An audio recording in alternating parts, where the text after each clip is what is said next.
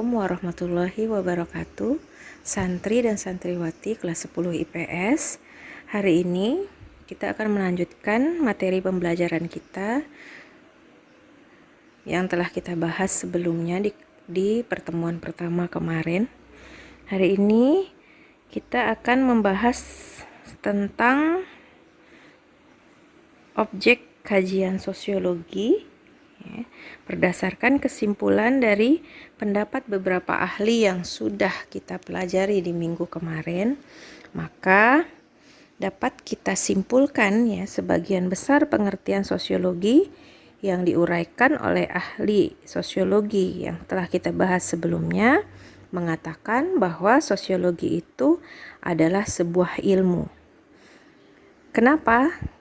Karena menurut Suryono Sukanto bahwa ilmu itu adalah kumpulan pengetahuan yang tersusun secara sistematis atas dasar kekuatan logika atau pikiran.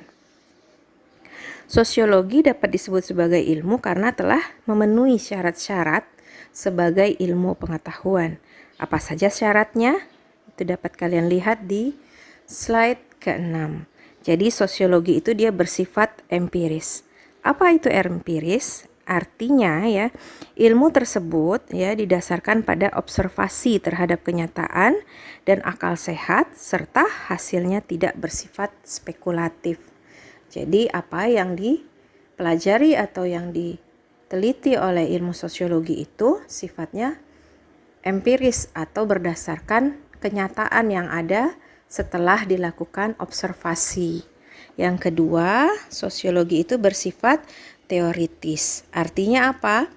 Bahwa sosiologi itu senantiasa berusaha untuk menyusun abstraksi dari hasil-hasil observasi. Abstraksi merupakan kerangka dari unsur-unsur yang tersusun secara logis serta bertujuan untuk menjelaskan hubungan sebab akibat sehingga menjadi sebuah teori. Kemudian yang ketiga, sosiologi itu bersifat kumulatif. Apa artinya? Bahwa sosiologi itu dibentuk atas dasar teori-teori yang sudah ada. Kemudian yang terakhir, sosiologi itu bersifat non-etis. Artinya, sosiologi itu tidak mempersoalkan buruk atau baiknya fakta tertentu yang ada di dalam masyarakat, tetapi bertujuan untuk menjelaskan fakta tersebut secara analitis. Jadi dapat disimpulkan sebagai sebuah ilmu pengetahuan, maka sosiologi memiliki sifat dan hakikatnya. Kemudian kita masuk kepada pembahasan tentang hakikat dari sosiologi itu. Jadi ilmu sosiologi itu jika ditelaah dari sifat dan hakikatnya, maka dapat dijumpai beberapa petunjuk yang dapat digunakan untuk menerapkan ilmu pengetahuan sosiologi. Sifat-sifat hakikat sosiologi itu adalah sebagai berikut. Yang pertama, sosiologi adalah suatu ilmu sosial, bukan merupakan ilmu pengetahuan alam ataupun ilmu pengetahuan kerohanian.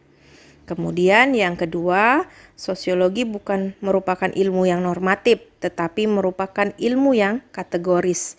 Artinya apa? Sosiologi membatasi diri atas apa saja yang terjadi dewasa ini dan bukan mengenai apa yang terjadi atau seharusnya terjadi. Oleh karena itu, sosiologi itu bukan ilmu yang normatif, tetapi merupakan ilmu yang kategoris. Kemudian yang ketiga, sosiologi merupakan ilmu pengetahuan yang murni dan bukan merupakan ilmu pengetahuan terapan atau terpakai. Tujuannya adalah untuk mendapatkan pengetahuan yang sedalam-dalamnya tentang masyarakat dan bukan untuk mempergunakan pengetahuan tersebut terhadap masyarakat. Kemudian perlu kalian ketahui bahwa ilmu pengetahuan itu dipecah menjadi dua bagian, yaitu pure science dan applied science. Pure science adalah ilmu pengetahuan yang bertujuan untuk membentuk dan mengembangkan ilmu pengetahuan secara abstrak dan hanya untuk mempertinggi mutunya tanpa menggunakannya dalam masyarakat. Sedangkan applied science adalah ilmu pengetahuan yang bertujuan untuk menetapkan ilmu pengetahuan tersebut dalam masyarakat dengan maksud membantu kehidupan masyarakat. Namun ya pada perkembangannya ya sosiologi juga ya pada akhirnya itu diketahui juga sebagai ilmu pengetahuan terapan. Karena sosiologi bertujuan mencari cara penggunaan pengetahuan ilmiah untuk memecahkan masalah praktis. Jadi ada beberapa bagian dari ilmu sosiologi itu yang dipergunakan hasil penelitiannya untuk memecahkan permasalahan yang di dalam masyarakat. Walaupun pada awalnya ya sosiologi itu bukanlah applied science karena dia adalah pure science. Cuma pada perkembangan akhir-akhir ini ada beberapa bagian dari ilmu sosiologi itu yang dipakai sebagai applied science.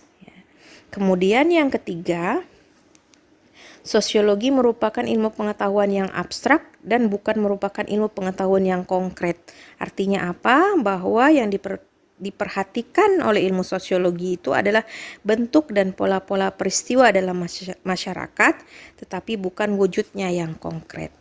Kemudian yang kelima, ya, sosiologi bertujuan untuk menghasilkan pengertian dan pola-pola umum. Kemudian yang keenam, sosiologi merupakan ilmu pengetahuan yang empiris dan rasional. Dan yang terakhir, sosiologi merupakan ilmu pengetahuan yang umum dan bukan merupakan ilmu pengetahuan yang khusus. Untuk lebih jelasnya lagi, penjelasan terhadap ke 6 hal tadi itu bisa kalian baca di buku paket sosiologi kalian di halaman 12 dan 13.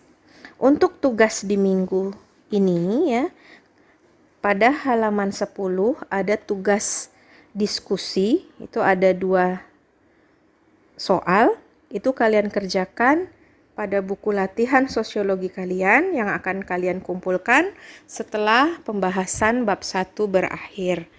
Untuk itu kalian tulis di buku latihan sosiologi kalian diberi judul tugas kedua.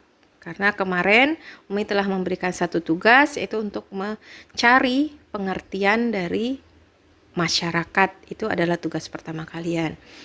Insya Allah kita akan lanjutkan di pertemuan ketiga di minggu yang akan datang. Saya akhiri. Assalamualaikum warahmatullahi wabarakatuh.